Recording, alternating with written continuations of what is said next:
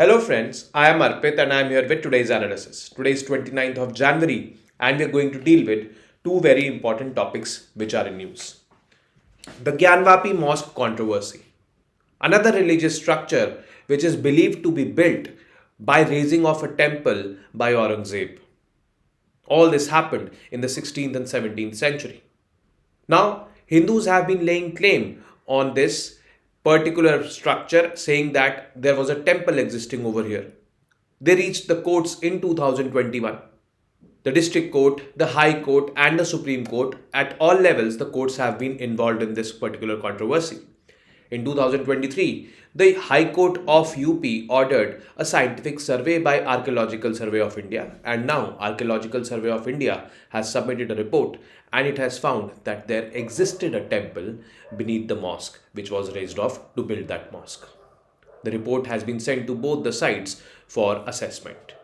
Next is the Maratha quota demand. Now, this quota demand has been going on since the 1980s, if I say, but it has been intensified in the recent past. And one person, Mr. Patil, was sitting on fast unto death for this particular demand, which has been met by the state government.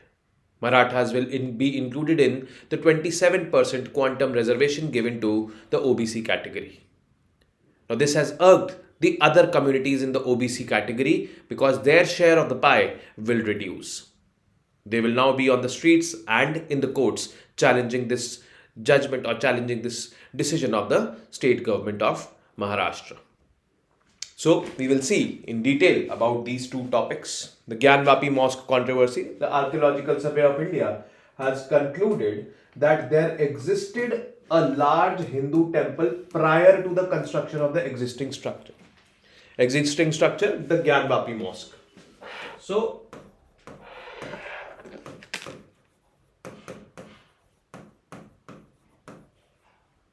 prior to this Gyanvapi Mosque, there existed a Hindu temple. This has been found out by the Archaeological Survey of India's scientific survey, which was ordered by the courts in 2023. The SI has said it has relied on scientific studies and observations. There is also ample textual evidence that support its conclusion. Now, what is the textual evidence? We will also see this. Now, if I go into the history, actually a temple stood adjacent to the existing Kashi Vishwanath temple, is thought to have been raised on the orders of Mughal Emperor Aurangzeb, and the Gyanvapi Mosque erected on its ruins. Now, what is the source of this information? The primary source of this information is Saki Mustaid Khan's Masir-e-Alamgiri, a Persian language chronicle written shortly after Aurangzeb's death in 1707. The ASI report refers to the historian Jadunath Sarkar's 1947 translation of this particular text, which is written in the Persian language, Masir-e-Alamgiri. Now, what does the translation say? His Majesty Aurangzeb, eager to establish Islam, issued orders to the governors of all the provinces to demolish the schools and temples of the infidels, means the Hindus, and with the utmost urgency put down the teaching and the public practice of religion of these misbelievers. This Masir-e-Alamgiri states this. The translation text done by Mr. Jadunath Sarkar of Masir-e-Alamgiri states this particular thing. Now, that kind of societies at that time, when the Mughals were here, the Indian society was largely traditional. There were hardly any modern elements in the Indian society. Traditional societies are those which are driven by religion. Religion is the most important aspect of lives of the people. And if you attack the most important aspects of the lives of the people, they will be defeated. That was what the thought process of Aurangzeb and other Mughal rulers at that time was. They wanted to establish the Islamic supremacy, and that is why they were attacking the religious symbols of the Hindus. Babri Masjid, if we believe in the fact that the Ram Janmabhoomi temple was raised off and this Masjid-e-Janamsthan was built, was also the same case. This Gyanvapi Mosque again is the same case. Now, Archaeological Survey of India, in case of Babri Masjid, was not able to testify whether a temple existed or not, but it was able to testify that the ruins or the structure which is found below the masjid, Babri Masjid, is not Islamic architecture. But here ASI is testifying clearly that a Hindu temple existed, and that was raised off, and a mosque was built. Actually, there is a kind of a shivling which has been found in the premises of this particular Gyanvapi Mosque. The Hindus claim it to be a shivling, the Muslims claim it to be a fountain, a water fountain. Now, Hindus had been claiming that by the carbon dating of this particular structure, this particular shivling should be done. And if it is found out to be a shivling, and if it is found out to be before that time period when this mosque was built, then it would amply testify that a temple existed over here. But yes, the dispute in the courts, we will see about this dispute. The decades-old litigation around the Gyanvapi Mosque gained momentum in 2022 after 5 Hindu women sought the right to worship Ma Shringar Gauri in the outer walls of the mosque complex. Actually, litigation we see from 2021, but it intensified in 2022. So when we cover the timeline of the litigation, basically we start from 2021. In August, 5 Hindu women filed a civil suit arguing that the mosque was built on the original temple's site. The mosque committee challenges the maintainability of the suit, citing the Places of Worship Special Provisions Act 1991. Now, this particular act, Places of Worship Act 1991, we also discussed during this Babri Masjid demolition, the timeline we discussed over there when the previous Narasimha Rao government in 1991 passed this law. What does this law states? This law states that any place of worship, the character of that place of worship as it was on 15th of August 1947 will remain in the same way throughout. It cannot be changed. So the mosque committee over here in the Gyanvapi Mosque committee, when these 5 Hindu women were claiming to worship on the outer walls for Ma Shringar Gauri, they said that you cannot do it because according to the Places of Worship Act, this is a mosque. This was a mosque on 15th of August 1947 and this will remain a mosque because this has been included in the Places of Worship Act. Its religious character cannot change. So it is like this. Now 2022, what happened in 2022?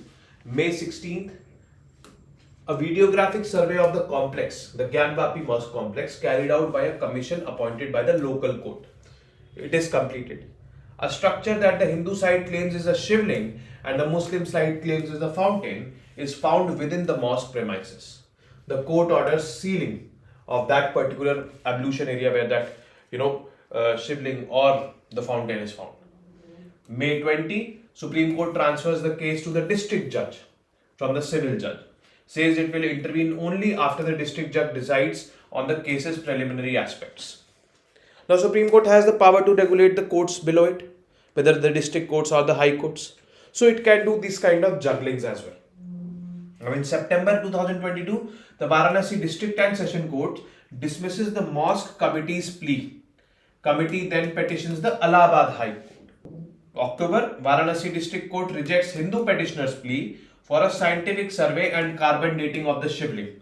They approach the Allahabad High Court. So both the Muslim side and the Hindu sides, their respective petitions have been, I would say, negated by the District Court of Varanasi, and they are both approached Allahabad High Court, means the UP High Court in this case. November 11th, the Supreme Court extends interim direction securing area of the complex where the shivling was found without restricting the rights of the Muslims to access the mosque and offer namaz. Means only that area that was restricted or sealed where that shivling or that fountain was there. Apart from that area, Muslims were allowed to go to the mosque, offer namaz, do the prayers. Everything will continue as it was, but that shivling or mosque, shivling or fountain area, whatever it was, because Hindus were claiming it was a shivling, Muslims were claiming it was a fountain. That area has to be sealed. Apart from that area,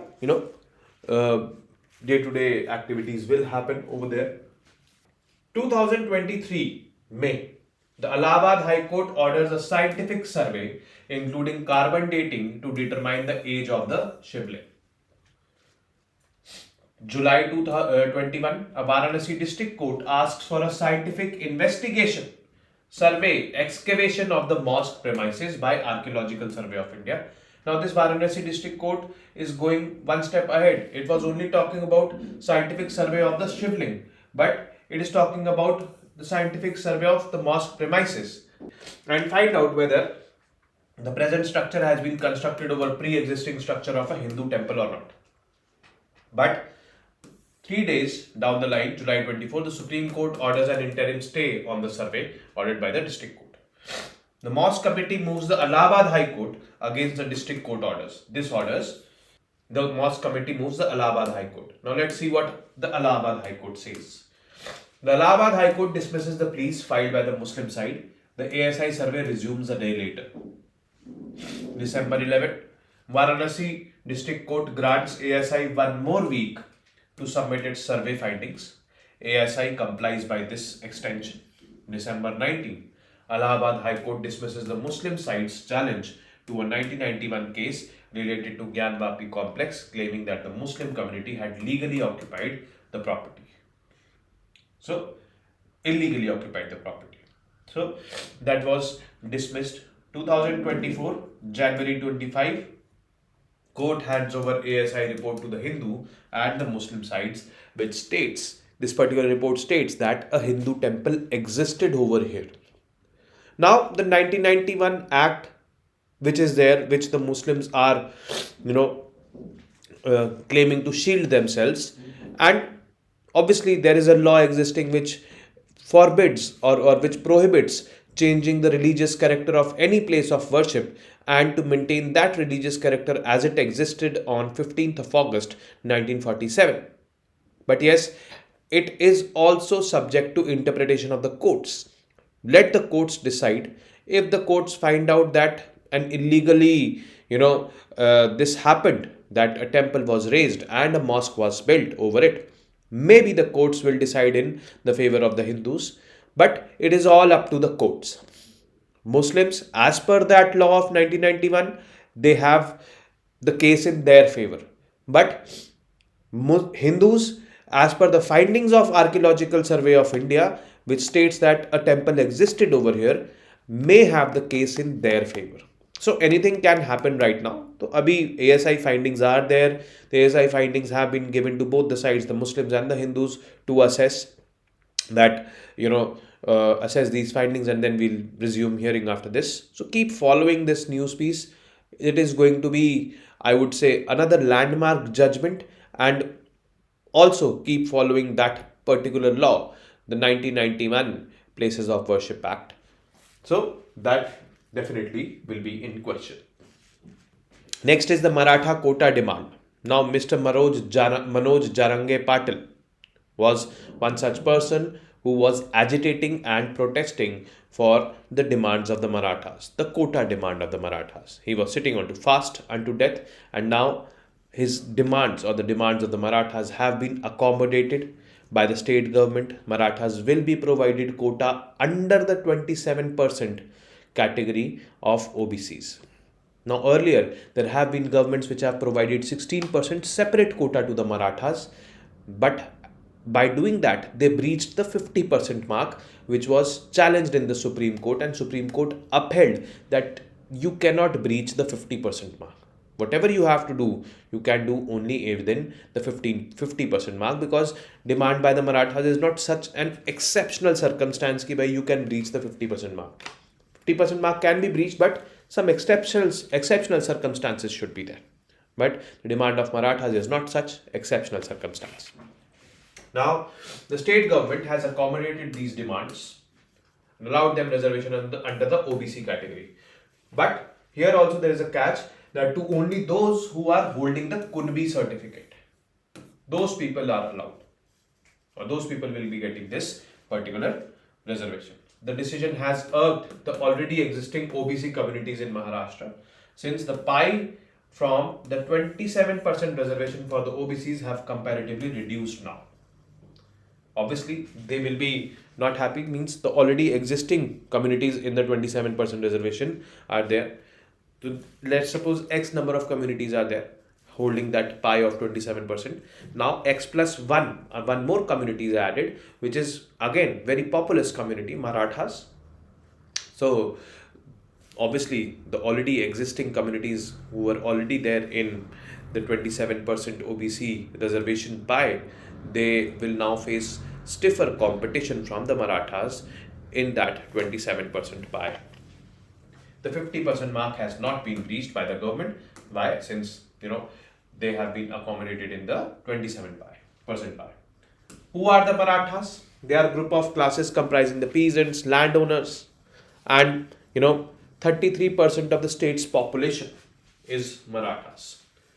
So obviously, such huge population entering into that 27% pie, so the already communities existing over there, they will definitely face the heat, or they will definitely face more competition, and that is why they are wanting to challenge this particular decision. While most Marathas are Marathi speaking, not all Marathi speaking people belong to the Maratha community. It is like this. Historically, they have been termed as the warrior caste with large land holdings. Large land holdings, still they are demanding reservation. Historically, large land holdings they were having. But now, with the passage of time, when generations after generations came, the average landholding size reduced. The birth rate in Maharashtra was and has been higher, on the higher end. So, the average landholding size right now is less. They have been economically marginalized, and that is why they are demanding this. Since the formation of Maharashtra state in 1960, of its 20 chief ministers, 12, including the present one, have been from the Maratha community. Probably that is why the demands have been met. I was reading one comment by Mr. Eknath Shinde, Chief Minister of Maharashtra, that he had vowed this in front of Chhatrapati Maharaja Shivaji, that he will accommodate the demands of the Marathas, and it has been accommodated. Why are they demanding reservation? Over the years, due to factors such as land fragmentation, means earlier there was huge land holdings. So a father is having, let's suppose, 4 sons. So that land was divided in 4. Now each son is having further 3 sons or 4 sons. Then it got further divided. So land fragmentation happened. Average land holding size reduced. Agrarian distress. We know Marathas, I would say, agroclimatic conditions. There are places like Latur and all which are drought prone. So that has also aggravated the distress. Unemployment and lack of educational opportunities. All these factors have been responsible for the economic marginalization of a dominant community, that is Marathas over there, which has led to they demanding this particular reservation. They have been demanding reservation in government jobs and educational institutes under the category socially and educationally backward classes, SEBC. So it is like this. The timeline of their demand. The first ever demand basically arose 32 years ago when Anna Saheb Patil, the Mathadi labor union leader in Mumbai, staged protests. And since then, it was 1981, Maratha reservation has become an integral part of politics in the state and a cause for mass protests. Ahead of 2014 assembly elections, the Prithvi Raj Chavan-led state government brought an ordinance pronouncing 16% reservation to Marathas in government jobs and education. It was based on the then Narayan Rane committee recommendations. So it was nothing but a political gimmick because, elections were approaching. 16% reservation, additional reservation, like already 15% reservation with the SCs, 7.5% with the STs, 27% with the OBCs, and 16% with the Marathas separately, breaching the 50% mark. This ordinance gave them reservation. Obviously, it was challenged. And again in November 2018, based on the findings of Backward Class Commission headed by M.G. Gaikwad, the government gave its nod for reservation to Marathas under a special provision, Socially and Educationally Backward Class Act. This law was passed and 16% reservation was given. It was similar to that ordinance which was brought in 2014. But yes, what happened to it? The Bombay High Court, while upholding the reservation, pointed out that instead of 16%, it should be reduced to 12% in education and 13% in jobs. So it should be like this. In 2020, the Supreme Court of India stayed its implementation, this particular thing, and referred the case to the Chief Justice of India for a larger bench. In 2021, the very next year, Supreme Court struck down the Maratha reservation. Means this was cancelled out by Supreme Court in 2021, citing what? That the 50% cap on total reservation, which was set in 1992 in the Indira Sawhney case, that has been breached. 50% means 27% OBCs, 15% SC, 7.5% ST, which makes the total to 49.5%. So roughly, the Supreme Court in the Indira Sawhney case in 1992 laid down this provision that 50% mark should not be breached. Only in exceptional circumstances it should be breached. Now it has been breached because the EWS quota is also there by the center, which gives 10% reservation. So 49.5 plus 10 plus 3% to persons with disability. So 50% mark has been breached, but there should be exceptional circumstances. The court did not find any exceptional circumstances in this particular scenario of the Marathas that 50% mark should be breached for this particular thing. The 2021 judgment, what the Supreme Court said? Supreme Court said that there were no exceptional circumstances or extraordinary situations in Maharashtra for state government to breach the 50% limit. In addition, the court ruled that the state had no authority to accord socially and economically backward status to a community. Only the president can tweak the central list of the socially and backward classes, said the court. States can only make suggestions in this regard. The Supreme Court highlighted that a separate reservation for the Maratha community violates Article 14, that is right to equality, and 21, due process of law. In November 2022, after the Supreme Court upheld the 10% quota for the economically weaker sections, the state government said that until the issue of Maratha reservation is resolved, economically weaker members of the community can benefit from the EWS quota. So EWS quota, which was already there in place, 10%. So the state government, what kind of provisions it did was, till the time Marathas are having separate quota or that issue is resolved, we will place Marathas, all the Marathas in the EWS category. Economically weaker sections, 10% quota will be given, so you can have access to that particular category till then. But the Marathas were not happy. They were demanding reservation under socially and economically backward classes. Now probably the Marathas would be happy. But the Marathas would be more happier if they would have got that 16% extra reservation, which Ashok Chavan government in 2014 passed that ordinance, which in 2018 the government passed a law, which was tweaked by the Bombay High Court, stating that 12% and 13% reservation should be given, not 16%, but Supreme Court stayed that order. But anyways, something is better than nothing, so, 27% they've been included. But this has also invited a lot of problems for the state government because the already existing members in the OBC community who believe that their share of the pie has been reduced now because the dominant Maratha community, whose population is around 33% of the state population, will be there in that 27% category, meaning that more stiff competition for the resources. So it is like this. On the other hand, we should be progressing towards reducing reservation, but the situation is that there are more and more demands for reservation by more and more communities in the country. That is something which is disturbing. However, the governments or the political parties see them as potential vote banks. So they accommodate their demands.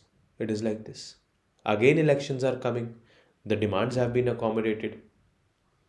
Vote bank politics may be into picture again. So, this is how we have to understand these topics. And with this, we come to an end of today's session. I will be meeting now tomorrow with more such informative news pieces. Till then, you guys very well know what to do. Keep studying, keep reading, keep writing, and most importantly, keep revising. Namaste. Jai Hind.